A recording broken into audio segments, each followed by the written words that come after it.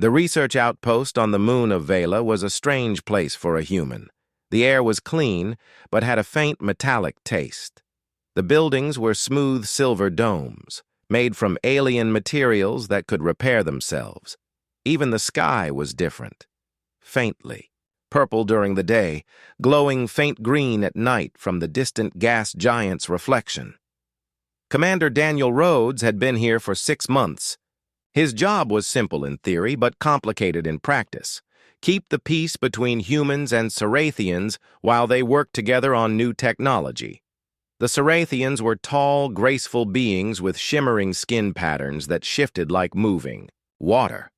They had large black eyes, small mouths, and no visible ears.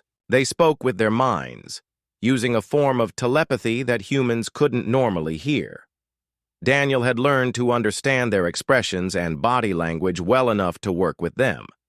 But one Cerathian in particular was harder to read than the others, Lyra. She was young for her species, curious about everything, and always smiling, or at least the Cerathian version of a smile, which was a slow blink and a ripple of skin patterns across the cheeks. She often teased Daniel about the way humans relied so much on spoken words. That morning, Daniel walked into the joint science lab carrying a tray of equipment. Lyra was there already, floating near the control table in the half-gravity environment. Her long, thin fingers tapped on a shimmering interface made of light. "Morning," Daniel said, setting down the tray. Lyra turned to him and blinked slowly, her friendly greeting. "Good morning, Commander," her telepathic voice sounded in his head, clear as a bell. Daniel didn't mind hearing her mind-sent words. The humans had a translator chip that could catch their telepathy and turn it into sound in the ear, but that was one-way communication. Cerathians could send thoughts to humans, but they couldn't hear human thoughts. That was until today. The malfunction. The science team was working on a neural interface device, a headset that could allow humans and Cerathians to share more than just spoken words. It was still in testing and had dozens of safety warnings. "Ready to try the connection test?" Lyra asked. Daniel adjusted the silver band over his head. "Ready as I'll ever be." The device hummed softly. Lights flickered on the console. At first, everything seemed fine. Numbers scrolled, graphs rose and fell. Then the console made a sharp click followed by a pop. Daniel's vision blurred, his ears rang, and then, "You're thinking the room smells weird again," a voice said, in his head. It was Lyra's voice. "Also, your hair is sticking up in the back." Daniel's eyes widened. "Wait, did you just read my thoughts?"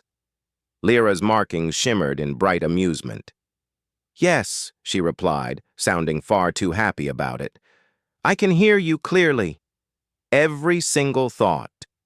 Panic hit Daniel instantly. "Turn it off! Turn it off!"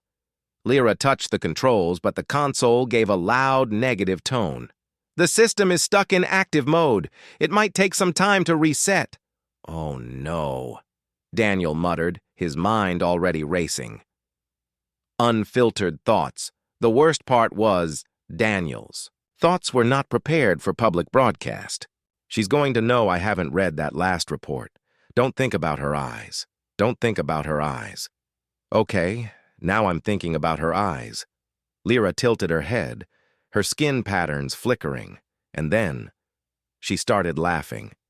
Not just a polite chuckle, actual full-body laughter in Cerathian style, which looked like rippling waves of light across her skin and a bright mental echo in his head. "You are fascinating," she said between bursts of laughter. "You think in so many short, strange bursts. It's like watching small birds hop around in a garden." Daniel groaned and covered his face with one hand. "This is humiliating." "Why?" Lyra asked, still amused. "You are only honest. In my culture, it is good when thoughts and words match." "They don't match," Daniel muttered. "My words are filtered. My thoughts are chaos." "Exactly." Lyra's mental tone was light. "Chaos is entertaining. Teasing in the lab for the next hour, Daniel tried to continue his work, but Lyra kept making it impossible. When he picked up a tool, she said out loud, "Yes, that's the wrong one." "I didn't even say anything," Daniel protested. "You thought it," she replied with a sparkle in her skin patterns. When he tried to think about work, his mind wandered. "Need to check the oxygen levels later. Also, I'm hungry. Is she floating closer?" "Why is she floating closer?" Lyra smirked. "Well, the Sarathian equivalent of a smirk. Because you are interesting when you are nervous," she answered his thought directly. By the end of the shift, Daniel was sure this was the most embarrassing day of his life. Lunch trouble. They went to the common dining area. Daniel ordered human food, protein strips, a bread roll, and coffee. Lyra ordered a translucent blue gel that shimmered like crystal. Daniel tried to keep his mind blank. Completely blank. Just think about the food. Just food. Her lunch looks like alien soap. Lyra burst out laughing so hard she nearly spilled her tray. "It tastes nothing like soap," she said after calming down. "It is sweet, like your fruit called pear." Now I want to try it, Daniel thought without meaning to. Without a word, Lyra slid her plate toward him. "Go on." Daniel hesitated, then took a small spoonful. It was sweet, but with a faint metallic aftertaste. "Not bad," he admitted. "See, honest thoughts lead to new experiences." Trying to escape. That afternoon, Daniel went to the engineering bay, hoping the technicians could shut off the device. The head engineer, a grumpy older man named Cooper, shook his head. "Connections. Locked in a feedback loop," Cooper said. "Could take a day or two to untangle without frying your brain." Daniel winced. "A day or two? You mean I'm stuck with—" "Yes," Lyra said cheerfully from behind him. "You are stuck with me." Evening reflection. By the time Daniel returned to his quarters, he was exhausted. He flopped onto the bed and stared at the ceiling. Lyra's mental presence was still there, light, like a soft background hum. "She's probably still listening." "Yes, I am," Daniel sighed. "Do you ever turn it off?" "When I sleep." "But I am not tired yet." Daniel thought for a moment, then asked, "Why aren't you mad?" "You've heard everything I was thinking. Some of it was not exactly polite." Lyra's mental tone softened. "Because you think like a human. I know this. You do not hide it. And your thoughts about me were not unkind, only awkward." Daniel groaned. "Awkward is an understatement." "Perhaps. But I like awkward," Lyra said with a hint of a smile in her mental voice. "It means you are real." For the first time that day, Daniel felt himself relax. Maybe this wasn't going to be as bad as he thought. The next morning, Commander Daniel Rhodes woke up with one thought. Please let the connection be gone. He lay still for a moment, listening. His room was quiet. No alien voice in his head. Maybe the engineers had fixed it overnight. Maybe he was free. Then, "Good morning, Daniel." Daniel groaned and pulled the blanket over his face. "You're still here?" "Of course." "I said 1 or 2 days. It has not been 1 or 2 days." Lyra's mental tone was cheerful, far too cheerful for someone who had full access to his thoughts. "This is going to drive me insane." "I think you will adapt," she replied as if it was a compliment. The walk to the lab, Daniel tried to focus on practical things as he walked through the outpost's corridors. Today's schedule, the oxygen filters. That needed inspection, the fact that coffee was waiting in the mess hall. Unfortunately, his brain didn't like staying practical. "I hope she's not floating right behind me?" "I am." Daniel didn't even have to turn around to know she was smiling. "You could walk beside me, you know." "No, I like watching how you walk." "That sounds creepy." "Not to me." A game of thought guessing when. They reached the lab. Lyra was in a playful mood. She decided to train Daniel in controlling his thoughts. "Think about a number from 1 to 10, she said. Daniel did. 7. He sighed. "That's not training. That's just proving I'm bad at this." Again. They played the game as they calibrated the lab scanners. No matter what he tried, math tricks, random images, thinking of something unrelated, she got it right every single time. Finally, Daniel gave up. "You win. Yes. Always." The meeting with the Research Council later that morning, they attended a meeting with both human and Sarathian scientists. Daniel sat at the long oval table trying to focus on the agenda. The head scientist, Dr. Velez, was explaining the next stage of mineral analysis when Lyra's voice whispered in Daniel's head.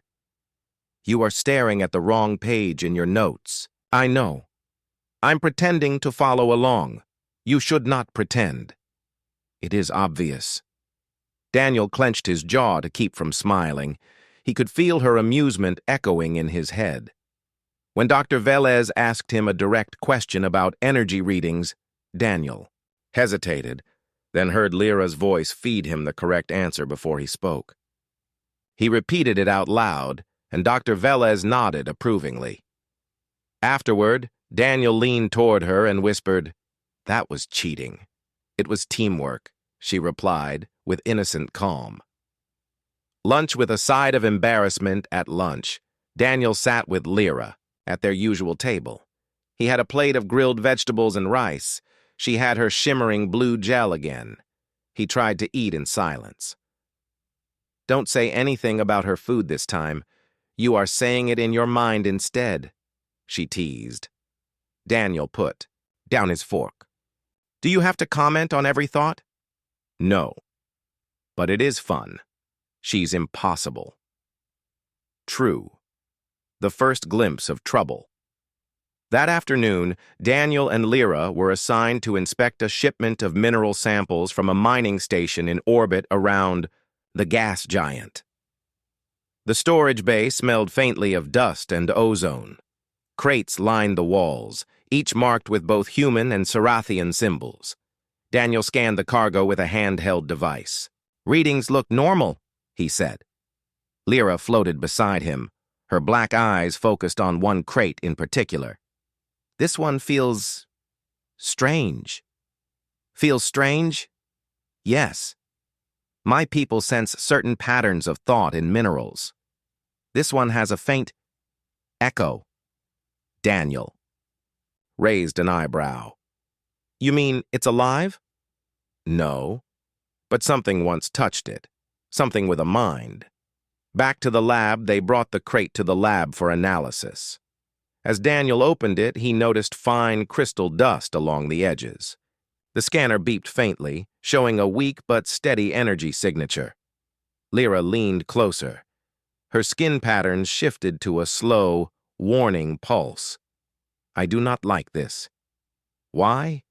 "Because the echo is moving." Before Daniel could ask what she meant, a flicker of static passed through his mind. It was quick, like a cold breeze through his thoughts, but it made him shiver. What was that? You felt it too. Lyra's mental tone was serious now. Something just touched your mind through the connection. The laugh returns. Despite the strange moment, Lyra's mood returned to playful once the scan showed no immediate danger. She insisted on mind practice, while Daniel logged the crate's details. "Think about a color." Daniel did. "Green." He sighed. "This is going to get old fast. It will never get old for me," she said, and he could hear the laughter under her words. Evening by the observation window. That night, Daniel stood by the large observation window looking out at the gas giant hanging in the sky. Its swirling storms glowed faintly in the moonlight. Lyra joined him, floating silently for a while. "Beautiful," he thought. "Yes," she agreed softly.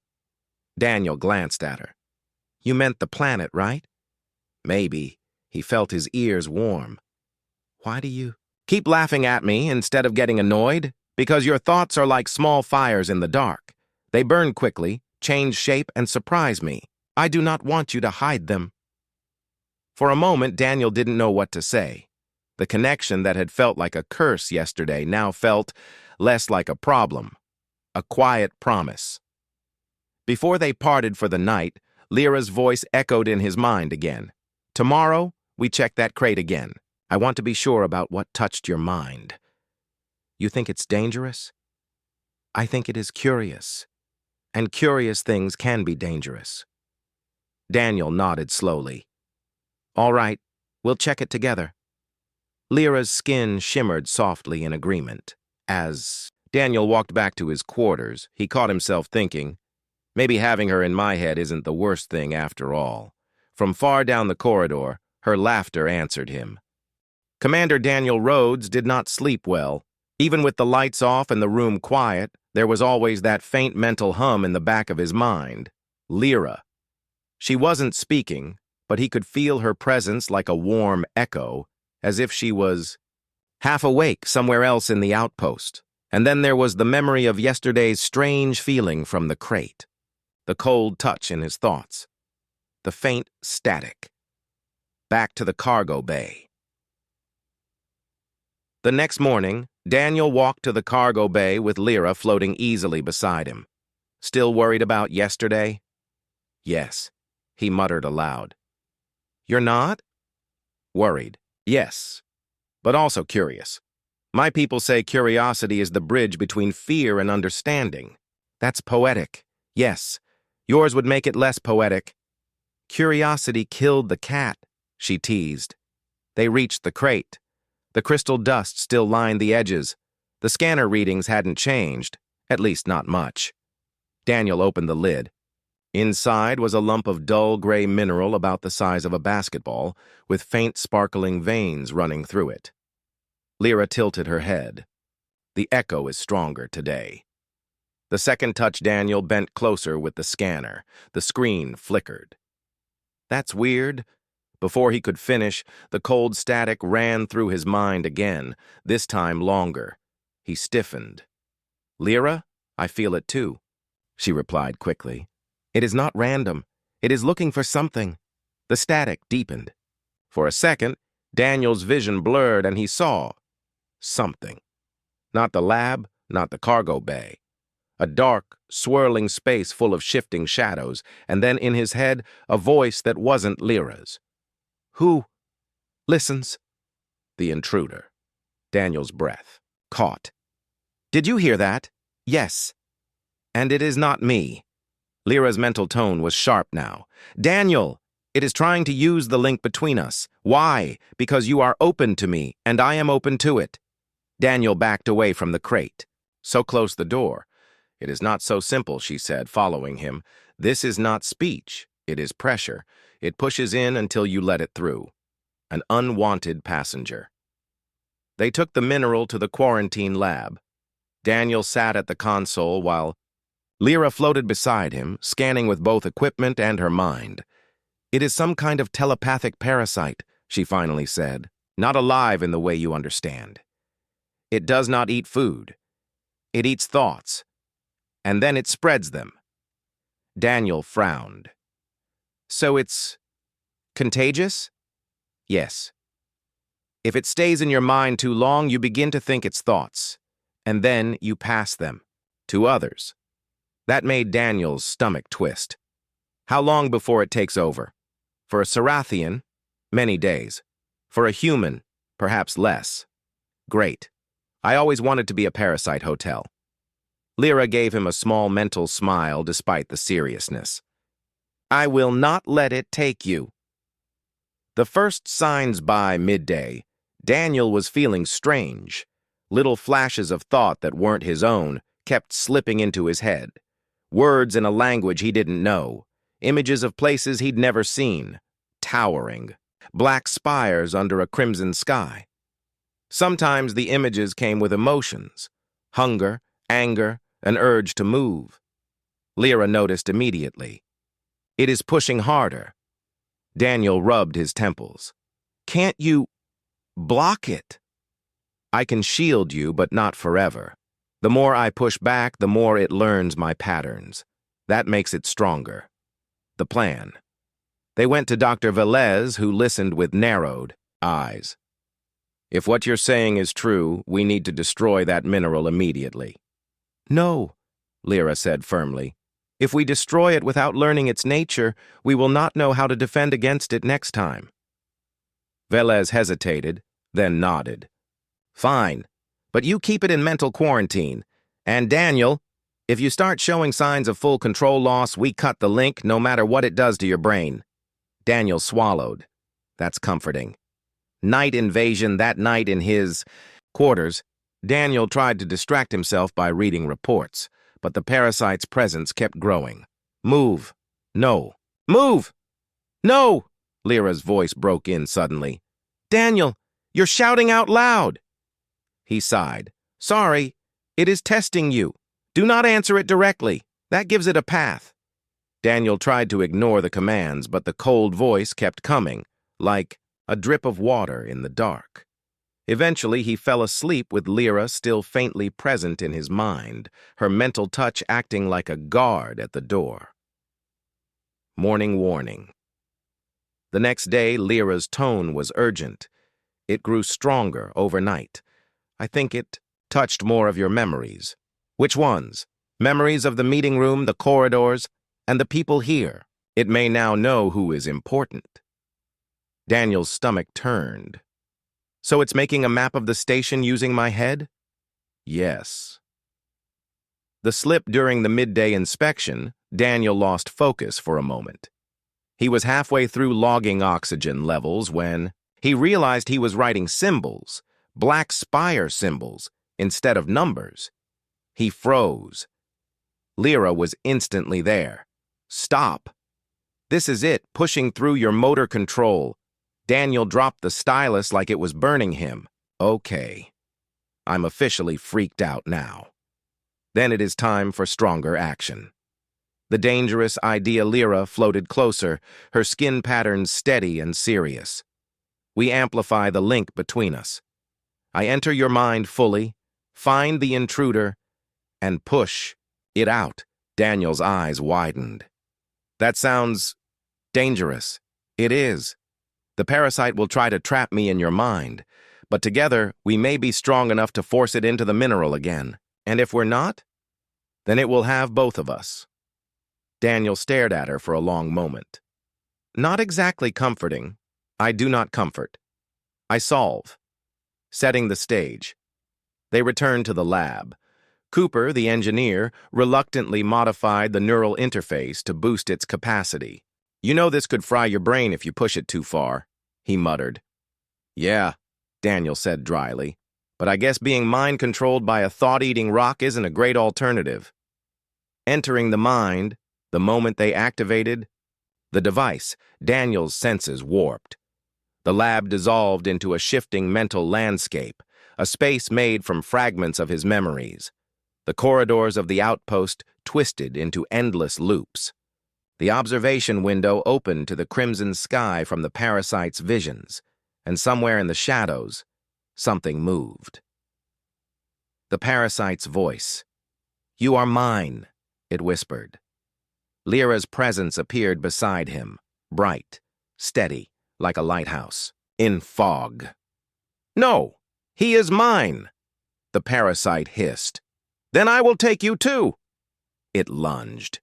The struggle Daniel's thoughts blurred as the parasite tried to wrap around them, filling his head with alien hunger. But Lyra was faster. She cut through its grip with bursts of light and sharp mental shapes that made Daniel think of breaking glass. Still, it was strong. Too strong. We can't win, he thought desperately. We can, Lyra said firmly. But you must give me every thought, even the ones you hide. Even... Yes, all of them. Daniel hesitated for a split second, then opened every door in his mind. The push with his full self laid bare, Lyra's light grew brighter, fueled by everything he was, Memories, fears, jokes, even the awkward compliments about her. The parasite shrieked, recoiling from the flood. Together, Daniel and Lyra shoved it backward, forcing it toward the image of the mineral stone in his mind. With one final burst, they sealed it inside. Back to reality, Daniel gasped and opened his eyes. The lab was real again. The mineral sat in the containment box, silent. Lyra floated beside him, her markings faint but steady. It is trapped. For now. Daniel wiped sweat from his forehead. That was the worst thing I've ever felt. But you are still you, she replied softly. And now, so am I. Commander Daniel Rhodes sat on the edge of the medical bed, feeling like he'd just run a marathon. His head ached. His thoughts felt raw, as if every idea had been pulled into the open and examined under a bright light. Across from him, Lyra floated in the low gravity, her skin patterns dimmer than usual. She was tired too, though she tried not to show it. It's still in there, Daniel said, nodding toward the quarantined mineral locked inside the containment unit. We shoved it back, but it's waiting. Yes, Lyra replied in his mind. It will try again. It knows the path now. Daniel rubbed his forehead. So what do we do? Smash the rock? No. We go back in and erase its memory of the path. Preparing for round 2, Daniel stared at her. Erase its memory? You make that sound so casual? It is not casual. It is very dangerous, Lyra admitted. But it is the only way to keep it from returning to your mind or mine. Dr. Velez, standing nearby, shook her head. The last time nearly killed you both. If you're going to do this, I need you to have medical monitoring the entire time. Fine, Daniel said. But if it comes down to losing my mind or taking the risk, I'll take the risk. The entry. They strapped Daniel into the neural interface again. Lyra connected her own slender headband to the system. Cooper adjusted the power settings with a frown. This much amplification is insane, Cooper muttered. If your brain fries, don't blame me. Noted, Daniel said dryly. The world flickered, and then the lab dissolved around him. Inside the mindscape, Daniel stood in a place that wasn't a place. It looked like fragments of his memories stitched together. Corridors from the outpost, streets from his hometown, the black spires from the parasite's visions. Lyra appeared beside him in her mental form, taller, brighter, her skin patterns glowing like rivers of light. Remember, she said, the parasite will try to trick us. It may appear as something familiar to you. Got it. The first illusion. They moved through the shifting landscape. Daniel heard footsteps behind him and turned, only to see his old friend Mark from Earth. Mark, Daniel asked. His friend smiled. Hey, buddy. You've been gone a long time. Come home with me. Lyra's markings flared. This is not real. Daniel hesitated. The voice sounded exactly like Mark's. But then Mark's smile stretched too wide, and his eyes turned black. The image melted away, revealing a shadowy shape pulsing with faint red light. The parasite. The battle begins. It lunged. Daniel tried to back away, but the ground beneath him turned into liquid blackness, pulling at his feet. Lyra stepped forward, sending a burst of bright thought energy toward the parasite. The black liquid hissed and solidified into solid ground. Again. It will use fear to slow you, she warned. I noticed, Daniel shouted. The memory maze. The parasite retreated into a twisting hallway made from Daniel's childhood home. Doors lined both sides. It is hiding inside one of your memories, Lyra said. If it blends with enough of them, it will be harder to remove. Daniel opened the first door, his old bedroom. But instead of toys and posters, the walls were covered with the parasite's black spire markings. He slammed the door shut. The trap. When Daniel opened the second door, he found himself in the outpost cafeteria. People sat at tables, eating quietly. For a moment, everything seemed normal, until every person turned at once, their faces blank, their mouths speaking in unison. "We are hungry." The voices drilled into his head. His knees buckled. Lyra's hand touched his shoulder. A wave of warmth pushed back the voices, and the cafeteria vanished like smoke. Confronting the core finally, they reached a wide-open space, an impossible combination of Daniel's memory of the observation window and the parasite's crimson sky. In the center floated the parasite's true form, a twisting mass of black threads, each one tipped with a glowing red spark. "We know you now," it whispered. "We will always find you." "Not if we cut the map out of your head," Daniel said. The attack. The parasite struck first, sending threads lashing toward them. Lyra deflected some, but a few wrapped around Daniel's arm. Images exploded in his mind. Lyra's face, the outpost corridors, the lab. The parasite was pulling information again. "Do not fight it with fear," Lyra shouted. "Flood it with something else." The flood Daniel focused on the most ridiculous random thoughts he could find. Songs from childhood, the smell of his first cup of coffee, the memory of tripping over his own boots on his first day at the outpost. The parasite recoiled in confusion. "Good," Lyra said, her mental voice sharp and proud. "Now push with me." The final push Daniel and Lyra focused together, sending a surge of light and sound into the parasite's threads. The red sparks dimmed. "You cannot erase us all," it hissed, but Daniel could feel it weakening. He pushed harder, imagining the threads snapping one by one. Lyra's light flared brighter than ever, cutting through the last strands. With a final screech, the parasite collapsed inward and vanished into a single glowing point. Locking the door, Lyra's mental hands shaped the glowing point into the image of the mineral stone. She placed it in an invisible box and locked it. "Now it cannot leave unless someone opens it from the outside," she said. Daniel nodded, breathing hard. "Let's make sure no one ever does." Back to reality. The mindscape dissolved. Daniel opened his eyes to see the lab ceiling above him. Cooper was swearing under his breath. "I can't believe you two came back breathing." Lyra floated nearby, her markings glowing faintly again. "It is done. The path is erased."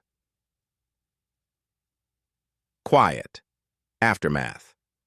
Later, in the observation room, Daniel stood beside Lyra, watching the gas giant storm swirl in the distance.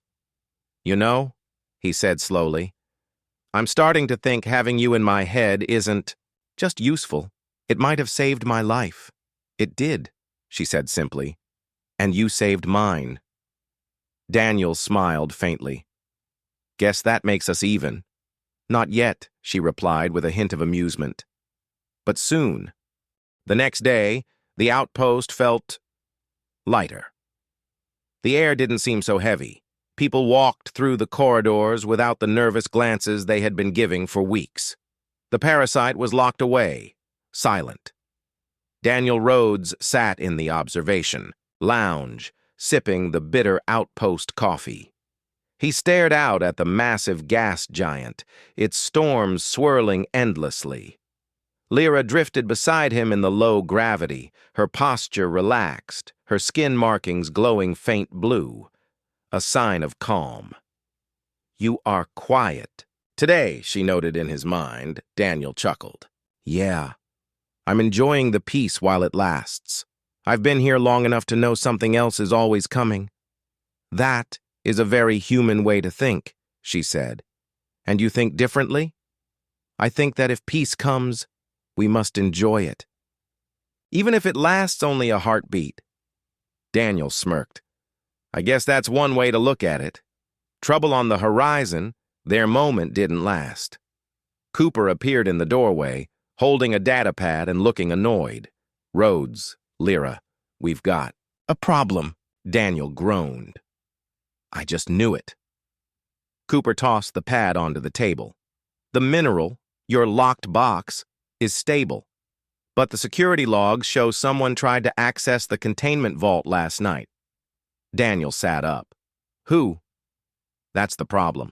The logs say the person had your clearance code. The accusation. Within an hour, Commander Sato had called them both into the security room. You expect me to believe you weren't in the vault? Sato said, crossing her arms. Daniel gritted his teeth. Yes, I was asleep. Ask Velez. She was. Monitoring us after the neural link session. Lyra spoke calmly. Daniel is telling the truth. I would have sensed if he was near the parasite. Sato's eyes narrowed. Then someone is using his clearance, and that means we have a traitor on this station. A dangerous theory. Back in the lab, Daniel paced. If someone's trying to get to the parasite, it's not just curiosity. They either want to control it or release it. Lyra's markings dimmed. If they release it, the path we erased will not matter. It will make a new one. Then we find them before they do anything stupid, Daniel said. The bait plan Daniel had an idea. If they want the parasite, we let them think they can get it. We'll set a trap. Dr. Velez looked doubtful. You're talking about using that thing as bait? Yes, Daniel said. We'll put a false sample in a similar containment unit and rig it with motion sensors. Then we watch and wait. Lyra gave a slight tilt of her head. This could work. But I will stay close. Whoever tries will not escape. The trap is set. The fake containment was placed in the vault, looking exactly like the real one. Sensors were hidden in the walls and the floor. That night, the outpost was quiet. Daniel and Lyra stayed in the security booth watching the camera feeds. Hours passed. Nothing. Then, movement. A figure entered the vault, hood up, moving fast. They went straight to the fake containment, bypassing the other equipment entirely, the D. Thief revealed. Daniel hit the comm. Vault intruder. Locked down. The doors slammed shut, trapping the figure inside. Security rushed in, dragging the intruder out. The hood was pulled back, and Daniel froze. It was Technician Marek, a quiet man who worked in maintenance, someone Daniel barely noticed most days. Sato looked furious. Care to explain yourself? Marek's eyes darted toward Daniel and Lyra. You don't understand. That mineral, it's not dangerous. It's power. Enough to give us an advantage against any alien race that threatens us. Daniel stepped forward. It almost destroyed my mind, Marek. You can't control it. You're wrong, Marek spat. We just need to study it more. Humans shouldn't be afraid of using what we find out here. The choice Sato turned to Daniel. What do you think we should do with him? Daniel didn't hesitate. Send him back to Earth in the next transport. Let Earth decide what to do with him. But keep him away from this station. Sato nodded. Agreed. One last laugh later, Daniel found Lyra in the observation lounge again. The gas giant's storms spun endlessly below. You know, Daniel said, when I first met you, I didn't like the idea of you reading my thoughts. It felt invasive. And now? Daniel smiled faintly. Now I think it's the reason I'm still alive. Her skin markings pulsed in amusement. When I first met you, I did not like the noise of your mind. It was messy, disorganized, very human. Daniel laughed. Yeah, well, welcome to humanity. But now, she continued, I think your noise has its uses. Daniel raised an eyebrow. You just admitted I'm useful. Should I write this down? Lyra gave what passed for a grin in her species. Do not get used to it. Looking ahead, the parasite remained locked away, silent. Marek was gone within a week. The outpost continued its work, scanning the gas giant and monitoring its storms. But Daniel knew the quiet wouldn't last. Out here, in the far edges of human space, something was always waiting, sometimes in the shadows, sometimes in plain sight. He leaned back in his chair, watching the endless clouds below. Whatever's next, he muttered, we'll handle it. Yes, Lyra agreed. We will.